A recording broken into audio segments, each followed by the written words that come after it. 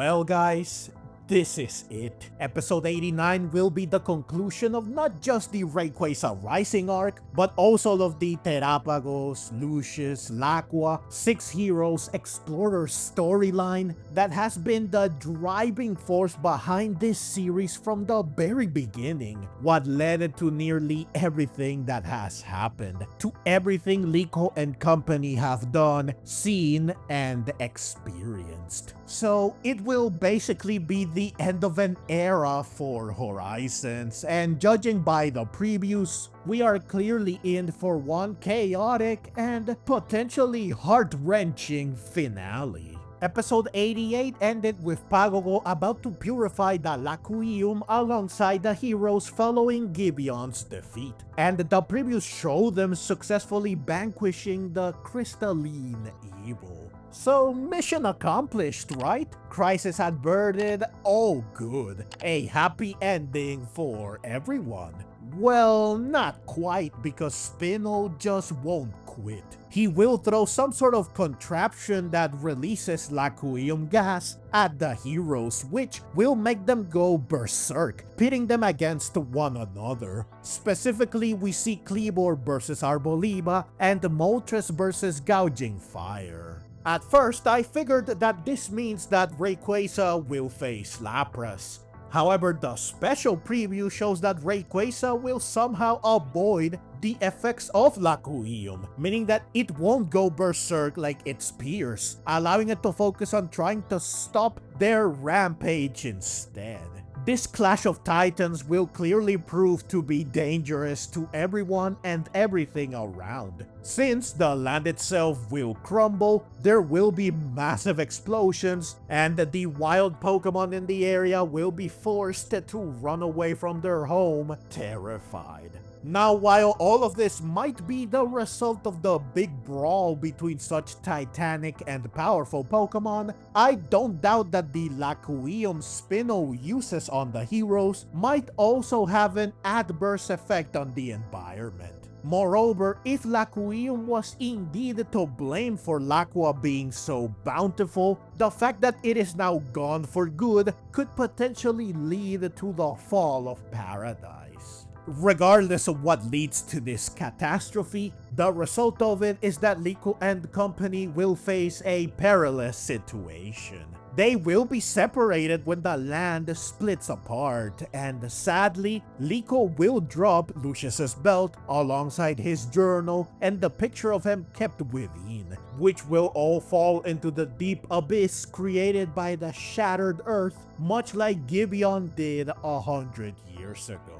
Obviously, these are important relics of the past that have a lot of history and significance to them, which is why it's such a shame that they will likely be lost forever. Worse yet, the ancient Pokeballs should still be on the belt, meaning that they will be gone too, leaving the heroes without Pokeballs to return to. Speaking of the ancient Pokeballs, one is seen, presumably held by Liko, open and empty, which is bizarre because if her aim is to withdraw the heroes, say to keep them from rampaging, she wouldn't need to open it like this. When a Pokeball opens like this and there is nothing inside, it usually means that it is empty, as in no Pokemon is in it or belongs in it. So what gives? Are you telling me that the heroes will be released? Likely not intentionally. There's also the fact of whether this is after or before she loses the belt. If it's before, then this Pokeball could belong to any of the 6 heroes, but if it's after, then it can only belong to Rayquaza, since Roy is the one that has its Pokeball. It's not in the belt. This would, however, make it strange for Liko to suddenly be the one with it in hand. I most certainly have a bad feeling about this. this. Hopefully the heroes will be okay and they will get to remain under the ownership or care of someone. Ideally Lucius, right? Since he is their trainer. Though I do wonder if this will be possible, which takes me to yet another thing that concerns me.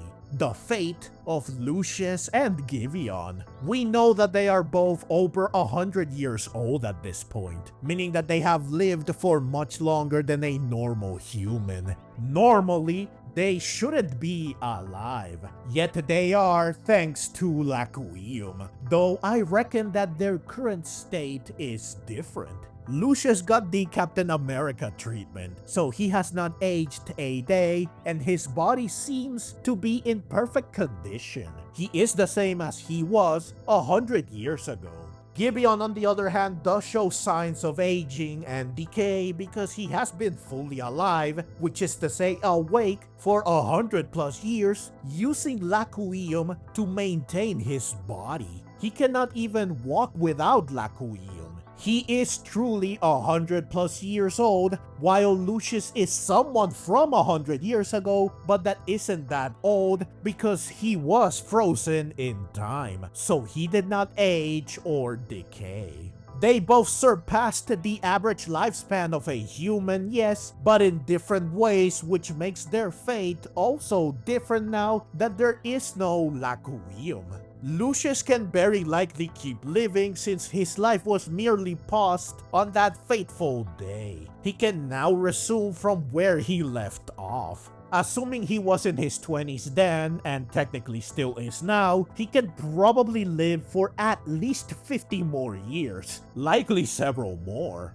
Gibeon, on the other hand, has only gotten this far because of Laquium, meaning that without it, he is likely doomed. I'm glad that Lucius will likely get to stick around because I would love to see him meet his other descendants, Diana and Luca. Plus, he deserves to keep adventuring with his Pokemon. Having him join the Rising Bolt Tacklers would be amazing too. There's just so much he can add to the series on top of just being a great character that it would be a shame if he doesn't get to go on living.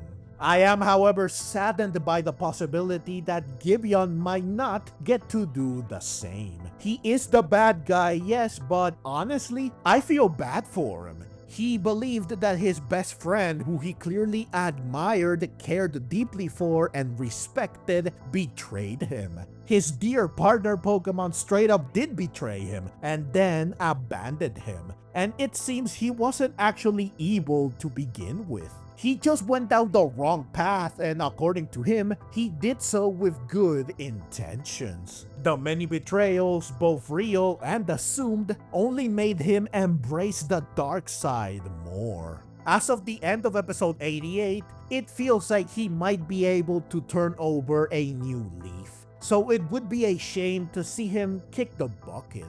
But it seems like nothing short of a miracle can prevent this from happening. If his days are indeed numbered, then I hope that he can at least reconcile and make peace with both Lucius and Amedeo, with some words for Hamber that Amedeo can relate to him, and potentially some for Zygarde too, with the hopes that it might forgive Gibeon, which ideally will make it show up to bid Gibeon farewell if the worst does come to pass. The previews for episode 89 do show him looking devastated, likely due to what happened at the end of the previous episode. He is on his knees, clearly lamenting the result of his actions. Lucius is bound to forgive him and to offer him a chance at redemption. I want to believe that we can get a happy ending, which includes Liko getting to keep and stay with Pagogo, even if Lucius and Gibeon could potentially be forced to stay behind to preserve Laqua together while continuing to live thanks to remnants of Laquium or something similar that is hopefully not evil as well. Regardless of what happens, we are again clearly in for one chaotic and potentially heart-wrenching finale, one that is sure to be both powerful and emotional. Of course, we won't know for sure what happens until the episode airs on March 21st. As always, I will review the episode after it airs, so please look forward to that. If you enjoyed this video and want to see more like it, feel free to click the links on screen.